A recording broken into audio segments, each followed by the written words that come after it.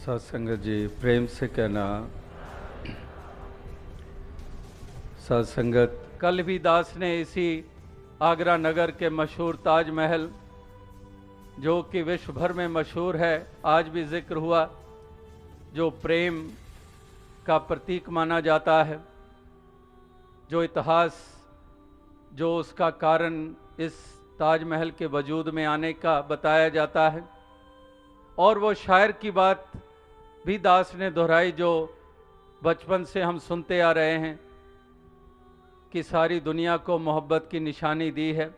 उस शहंशाह का जिक्र हुआ कि बना के हसीन ताजमहल सारी दुनिया को मोहब्बत की निशानी दी है। लेकिन अन्य स्थान पर शायर ने इस तरह से भी कह डाला कि शहंशाह ने ये ताजमहल बनाकर हम गरीबों की मोहब्बत का उड़ाया है मजाक, ये भी शायर ने कह डाला। अब जब उस शाहजहां ने, उस शख्स ने जब इस प्रकार से वो इमारत बनाने का ध्यान आया, तो क्या उसके मन में ये ध्यान था, ख्याल था कि मैं ये बनाकर गरीबों का मजाक उड़ाऊं? नहीं, उसका केवल वो प्रेम जो मन में बसा हुआ था उसी से प्रेरित हुआ और वो बना डाला। और दूसरी तरफ नकारात्मक भी एक अप्रोच, एक विजन, इसीलिए कहा गया है जैसी दृष्टि वैसी सृष्टि। जिस तरह के रंग के ऐनक हम पहन लेते हैं वही कुछ हम देखते हैं।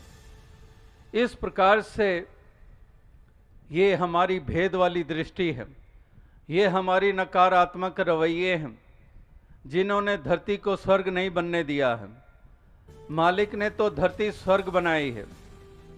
इतने प्लैनेट्स हैं, इतने सोलर सिस्टम्स, इतने गैलेक्सीज, और धरती का अपने आप में एक ऐसा यूनिक स्वरूप मालिक ने बनाया। कितनी खूबसूरत ये धरती, ये प्लैनेट बनाया, कितने रंग, कितने सुंदर यहाँ पर एक धरती को रूप दिया। उस लिहाज से देखे तो वाकई ही मालिक ने तो धरती स्वर्ग बनाई है। लेकिन इंसानों की अज्ञानता और संकीर्णताओं ने कोई कसर नहीं उठाई इसको नर्क बनाने में। इसीलिए हम कह देते हैं कि ये तो नर्क बन गई है, ये मोहल्ला नर्क बन गया है, इससे तो शिफ्ट कर जाएं, कहीं मूव कर जाएं, अपने मकान को बदल डालें, यहाँ तो नर्क बना डाला है। आए दिन दंगे फसाद, आए दिन लड़ाई झगड़े, गाली गलौज, छीना झपटी, लूट मार, इस प्रांत को बदल डालें, इस मुल्क से पलायन कर लें, किसी और मुल्क में चले जाते हैं, यहाँ पर पीसफुल एटमॉस्फेयर हैं, तो ऐसा भी कहना पड़ता है, मजबूर हो जाते हैं। तो धरती को स्वर्ग मालिक की तरफ से तो बनाया गया, इसको जब ये रूप दिया गया, लेकिन महापुरुषों, गुरु पीर पैगंबरों का क्या काम, उनका क्या रोल आखिर?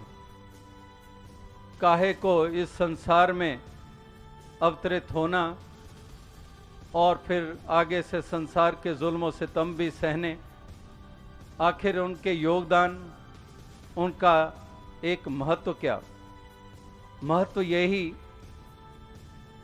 कि इंसान इस बात को समझें और ऐसी एक दृष्टि को प्राप्त करें और उसी दृष्टि से देखें, और उस दृष्टि से देखें जो भेद वाली दृष्टि नहीं है, और इस अभेदता के भाव से युक्त होकर वो इस संसार में विचरण करें, और तभी ये धरती स्वर्ग बन सकती है।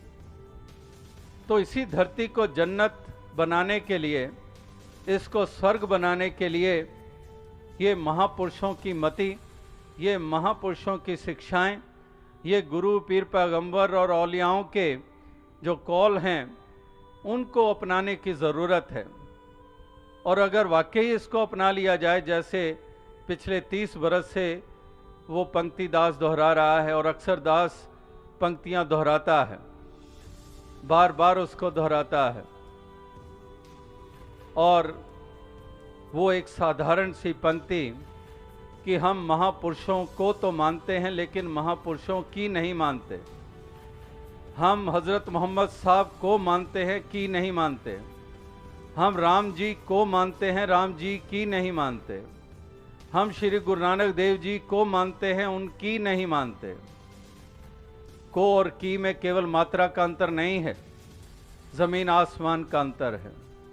को मानना हर कोई मान रहा है, श्रद्धा आस्था, उनके जन्मदिन, उनके जन्म स्थल, कहीं पर कुछ देर रुके, वहाँ पूजा स्थल बना डाले, वहाँ बंदगी इबादत कर डाली। महापुरुषों को मानने में तो कोई कसर नहीं, लेकिन गिनने बैठ जाएं कि महापुरुषों की कितने मानने हैं, बहुत मुश्किल हो जाता है, बहुत कम गिनती।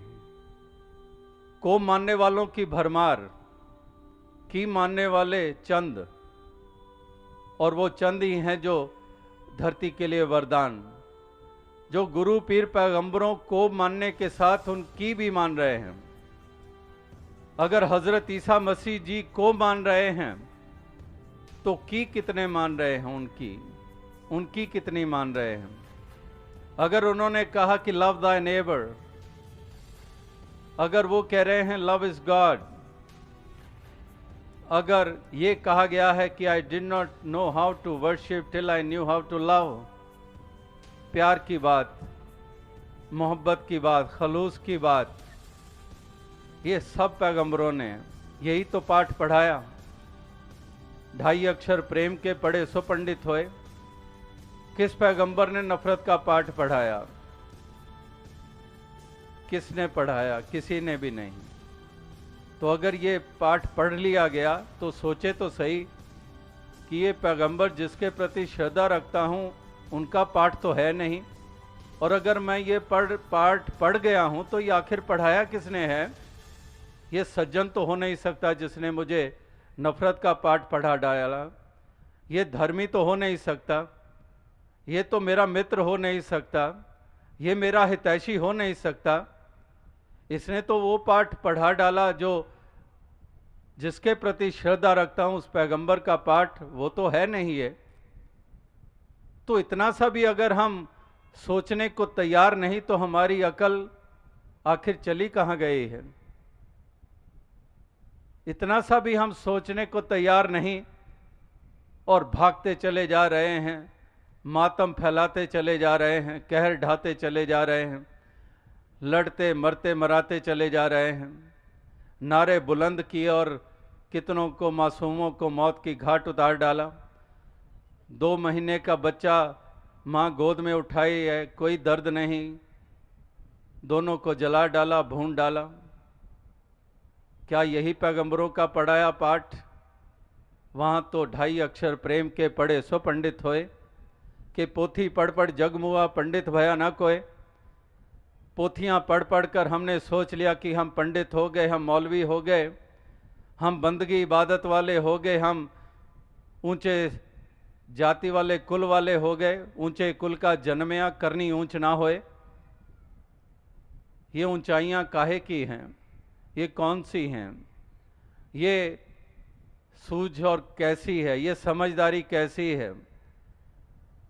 तो यहाँ पर यही कबीर जी कहते हैं कि पोथी पढ़ पढ़ जगमुआ पंडित भया ना कोई। पोथियां पढ़ पढ़ के हार गए लेकिन पंडित ना बन पाए।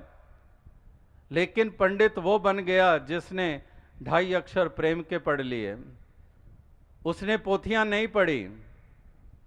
उससे पूछ लो, रामचरितमानस पढ़ा है? नहीं पढ़ा है। कुरान पढ़ी है? नहीं पढ़ा है।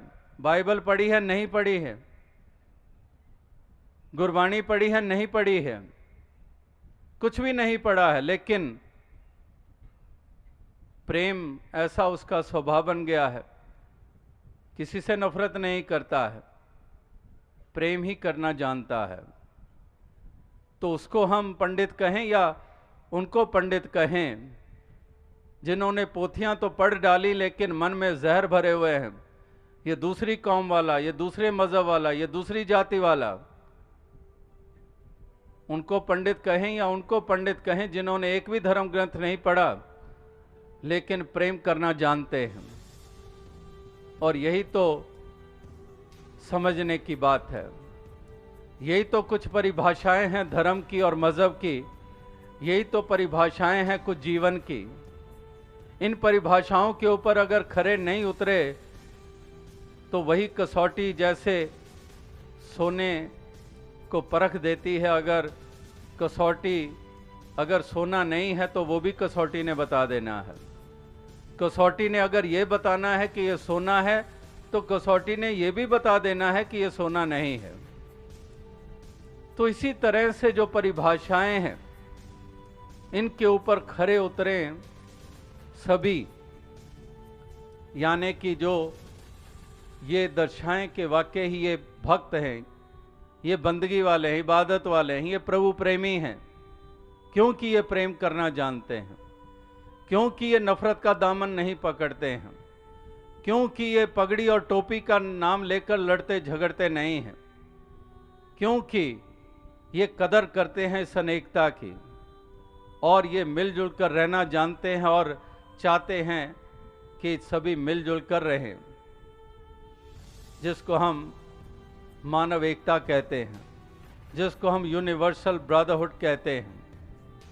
तो इस प्रकार से कहने का भाव, जो एक नारा जो मिशन की तरफ से ही दिया गया था, जो एक कुछ बरस पहले जब न्यू ईयर आया तो मिशन की तरफ से जो ग्रीटिंग कार्ड्स छापी गई उनमें एक स्लोगन दिया गया, पीस नॉट पीसेस। पीस यानी कि शांति, नॉट पीसेस यानी कि टुकड़े नहीं। तो यही नारा ये चलता आ रहा है और यही मंतव और मकसद ये हर गुरु पीर पैगंबर के सदैव से रहे हैं कि पीस, शांति, नॉट पीसेस, टुकड़े नहीं। जो टुकड़ों में हम बटे हुए हैं ये टुकड़े नहीं, एक पीस, शांति। और वो शांति संभव है जब एक कॉमन फैक्टर, एक यूनिवर्सल ट्रूथ, अल्लाह, परमात्मा, ईश्वर, गॉड, अकाल पुरख, ये जब तक इसका बोध नहीं हो जाता है तब तक ये संभव नहीं।